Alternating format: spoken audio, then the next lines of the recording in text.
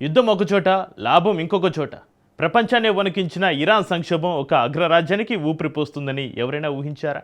అటు పశ్చిమాసియా రగులుతుంటే ఇటు రష్యా చమురు చరిత్రలోనే ఎన్నడూ లేనంతగా భారత మార్కెట్ను ముంచెత్తింది. జూన్ నెలలో రికార్డు స్థాయిలో నిత్యం 23.5 లక్షల బ్యారెల రష్యన్ క్రూడ్ ఆయిల్ భారత్కు చేరింది. ఢిల్లీ వ్యూహానికి మాస్కో చమురు వెన్నుముకగా మారింది.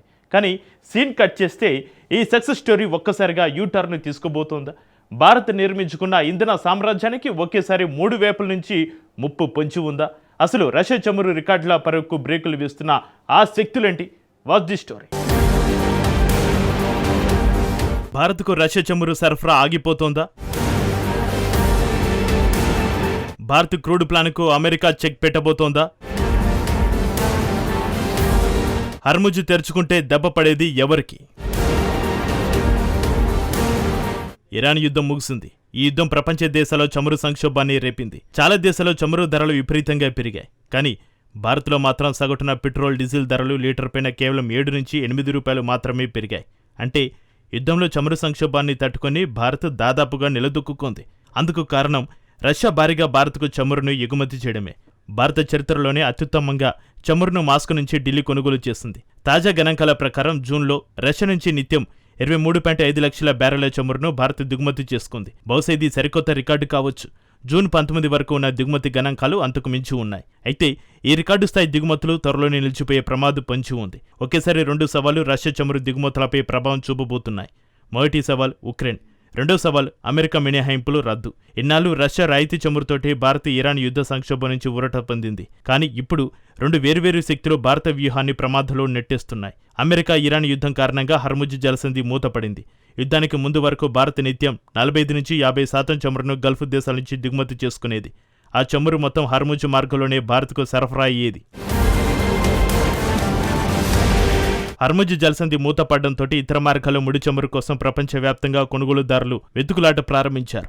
ఉక్రెయిన్ యుద్ధం కారణంగా ఆంక్షలు అమలులో ఉన్నప్పటికీ ఆ అన్వేషణ రష్యాకు ఒక గొప్ప అవకాశాన్ని ఇచ్చింది. రష్యా ముడి చమురు హఠాత్తుగా ఒక సురక్షితమైన, ప్రత్యామ్నాయంగా సరసమైన ధరలో ప్రమాదకర ప్రాంతానికి వెలుపల లభించే వనరుగా కనిపించింది.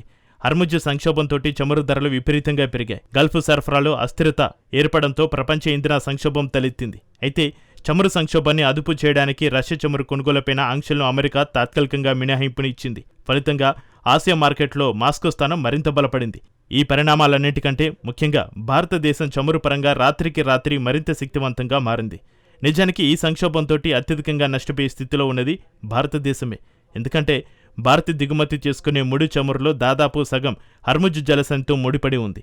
హర్ముజ్ మార్గంలో ఎలాంటి అంతరాయం ఏర్పడినా భారతీయ ఇంధన భద్రతపై నేరుగా దెబ్బతీస్తోంది. దీంతో భారతీయ రిఫైనరీలు తమ కొనుగోలును వేగంగా వైవిధ్యభరితం చేసుకున్నాయి. రష్యా నుంచి కొనుగోలు పెంచడంతో పాటు అట్లాంటిక్ బేసిన్, వెనుజులాతో సహా దక్షిణ అమెరికా దేశాల నుంచి కూడా ముడి చమురును సేకరించడం ప్రారంభించాయి. ట్రేడ్ అనలిటిక్స్ సంస్థ కెప్లర్ ప్రకారం 2026 మార్చి భారత క్రూడ్ కొనుగోలులో కీలక మార్పు చోటు చేసుకుంది. ఇంధన సరఫరా భద్రతే ప్రాధాన్యంగా భారత చమురు కొనుగోలు విధానాన్ని మలుచుకుంది. ఈ కొత్త వ్యూహానికి రష్యా ముడి చమురు వెన్నుముకగా మారింది. ఇది కేవలం చౌకగా లభించడం వల్ల మాత్రమే కాదు, అనుకున్న సమయానికి నిరంతరాయంగా రష్యా సరఫరా చేయడం మరో కారణం. హర్ముజ్ జలసంధి ఇప్పటికీ ప్రపంచంలోనే అత్యంత కీలకమైన ఇంధన రవాణా మార్గం. అయితే ఒకానొక దశలో ఇరాన్, అమెరికా ఆంక్షల కారణంగా హర్ముజ్ మార్గంలో రాకపోకలు పూర్తిగా నిలిచిపోయాయి. ప్రస్తుతం అమెరికా, ఇరాన్ శాంతి ఒప్పందం తర్వాత పరిస్థితులు మెరుగుపడుతున్న సంకేతాలు కనిపిస్తున్నాయి. తాజాగా హర్ముజ్ గుండా నౌకల ప్రయాణం మొదలైంది. చమురు రవాణా నెమ్మదిగా పుంజుకుంటోంది. ఈ ప్రశాంత వాతావరణం ఇలాగే కొనసాగితే నిలిచిపోయిన ముడి చమురు నిల్వలు మళ్లీ ప్రపంచ మార్కెట్లోకి ప్రవహిస్తాయని విశ్లేషకులు భావిస్తున్నారు. కానీ ఆ కొనసాగితే అనేదే ఇక్కడ పెద్ద ప్రశ్నార్థకం. మార్కెట్లు ఈ జలసంధి పునర్ప్రారంభాన్ని తాత్కాలికమైనదిగానే చూస్తున్నాయి. అందుకు భారత్ కూడా మినహాయింపేమీ కాదు. ఇక్కడే భారతీయ రిఫైనరీలు తమ ప్రణాళికలను మార్చుకోవాల్సిన అసలైన టైం వచ్చింది. రష్యా చమురు సరఫరాలపైన అమెరికా ఇచ్చిన ఆంక్షల మినహాయింపు గడువు ముగిసింది. ఆ మినహాయింపు ఎప్పుడు అత్యవసర ఉపశమనం కోసమే ఉద్దేశించబడింది తప్ప దీర్ఘకాలిక విధానం కాదు. హర్ముజ్ జలసంధి మూతపడిన సమయంలో సంక్షోభాన్ని రష్యా చమురుతో అడ్డుకునేందుకు అమెరికా మొదట ఆంక్షలపైన స్వల్పకాలిక మినహాయింపుని ఇచ్చింది. అప్పటికే సముద్రంలో ప్రయాణిస్తున్న చమురు నౌకలకు మాత్రమే ఇది వర్తిస్తుందని వాషింగ్టన్ తెలిపింది. దీనివల్ల మాస్కోకు ఎలాంటి వాస్తవిక ఆర్థిక ప్రయోజనం ఉండబోదని వాషింగ్టన్ స్పష్టం చేసింది. అయితే ఇప్పుడు హర్ముజ్ జలసంధి పునర్ప్రారంభం కావడంతో ఇప్పుడు చమురు సంక్షోభం లేదన్నది వాషింగ్టన్ వాదన. అంటే రష్యా చమురు ఆంక్షలపైన మినహాయింపులను అమెరికా ఎత్తివేస్తుందన్నమాట. దీంతో భారతదేశానికి లభించిన ఆ ప్రత్యేక మినహాయింపు రద్దయింది. కొన్ని వారాల క్రితం భారత్ చమురు కొనుగోలు చేసినప్పటికీ పరిస్థితులతో పోలిస్తే ప్రస్తుత వ్యూహాత్మక స్థితి పూర్తిగా భిన్నమైనది. ఆ మినహాయింపు లేకపోతే రష్యా నుంచి కొనుగోలు చేసే ప్రతి కొత్త చమురు రవాణా కూడా అమెరికా ఆంక్షల ముప్పును ఎదుర్కోవాల్సి వస్తోంది. దీనికి రాజకీయ ఒత్తిడి కూడా తోడైంది. రష్యాకు ప్రయోజనం చేకూరుస్తున్నారంటూ అమెరికా ప్రజాప్రతినిధులు అసలు మినహాయింపునే తీవ్రంగా తప్పుబడుతున్నారు. వాషింగ్టన్లో అప్పటికే ఒత్తిడి తీవ్రంగా ఉంది. అయితే భారతీయ రిఫైనరీలు రష్యా ముడి చమురు కొనుగోలును రాత్రికి రాత్రే ఏమాత్రం నిలిపివేయవు. రష్యా చమురు రాయితీలు, నిరంతరాయ సరఫరాలపై నమ్మకం భారత చమురు కంపెనీలో బలంగా ఉంది. కానీ అమెరికా దెబ్బకు రికార్డు స్థాయిలో రష్యా చమురు దిగుమతి చేసుకునే ఛాన్స్ ఉండదు. మరోవైపు గతంలో ఎన్నడూ లేనంతగా రష్యా చమురుపైన భారత్ ఆధారపడుతోంది. ఒకవైపు అమెరికా ఆంక్షల భయం వెంటాడుతుంటే మరోవైపు రష్యా చమురు క్షేత్రాలను ఉక్రెయిన్ టార్గెట్ చేస్తోంది. 2026 నుంచి రష్యా చమురు శుద్ధి కర్మాగారాలపై ఉక్రెయిన్ డ్రోన్ దాడులను ఉధృతం చేసింది.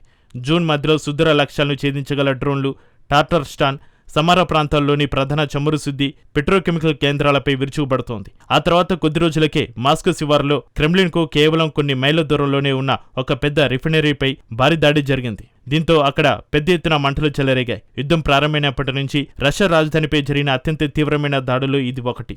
దీంతో రష్యా చమురు రంగానికి సంబంధించిన నిజాలను మాస్కో ఇన్నాళ్లు దాస్తూ వచ్చింది. ఇటీవల వాస్తవ పరిస్థితులను రష్యా వెల్లడిస్తోంది. ఉక్రెయిన్ దాడుల కారణంగా చమురు శుద్ధి ఉత్పత్తి తగ్గిందని అంగీకరించింది. అయితే ఈ దాడులేవి రష్యా ముడి చమురు ఎగుమతులను ఏమాత్రం అడ్డుకోలేదు. ఎందుకంటే ఈ దాడులు ఎక్కువగా చమురు బావులపై కాకుండా రిఫైనరీ స్థావరాలపై జరిగాయి. అంటే క్రూడాయిల్ రిఫైనరీ సామర్థ్యంపైనే దెబ్బకొట్టాయి. ఇప్పటికే చమురు శుద్ధి క్షేత్రాలపై పదే పదే దాడులు జరుగుతున్నాయి. దీంతో మున్ముందు రష్యా ఇదే వేగంతో చమురును శుద్ధి చేసి రవాణా చేయగలదా అనే సందేహాలు లేవనెత్తుతోంది. ఈ పరిణామాలన్నింటినీ ఒకచోట చేరిస్తే అసలు చిత్రం కనిపిస్తోంది. పశ్చిమాసియా యుద్ధం కారణంగా రష్యా చమురు చుట్టూ భారత్ కొత్త ఇంధన వ్యూహాన్ని నిర్మించుకుంది. ఆ వ్యూహం జూన్లో రికార్డు స్థాయికి చేరింది. కానీ ఇప్పుడు ఒకేసారి 3 ఒత్తిళ్లు భారత వ్యూహంపై కేంద్రీకృతమయ్యాయి. మొదటిది, హర్ముజ్ జలసంధి పునఃప్రారంభం కావడంతో రష్యా ముడి చమురుపై ఆధారపడడం తగ్గుతోంది. రెండోది, అమెరికా ఇచ్చిన ఆంక్షల మినహాయింపు గడువు ముగిసిపోయింది.